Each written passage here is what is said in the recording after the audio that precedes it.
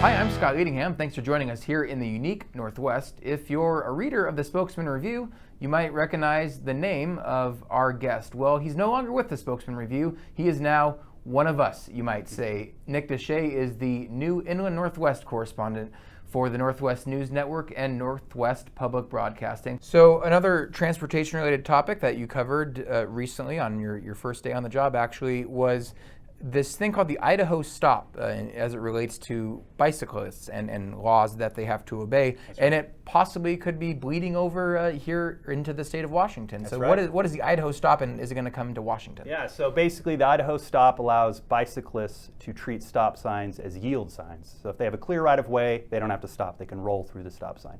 Idaho put it into place in 1982. 1983, there was about a 14% decrease in collisions between bicycles and cars, so it showed that they are safer. And yeah, it just passed out of a Washington Senate Transportation Committee. They sent it on to the Rules Committee, and then after that it goes to the floor and to the governor. Looks like it has a good chance.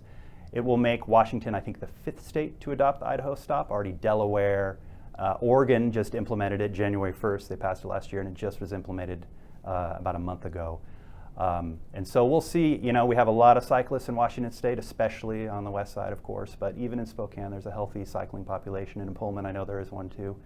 So it's going to come, and we'll see if it'll have the same effect here in Washington as it has had elsewhere. So you can see all of Nick's reporting on these and other topics at nwpb.org and connect with him on Twitter at Nick Deshais.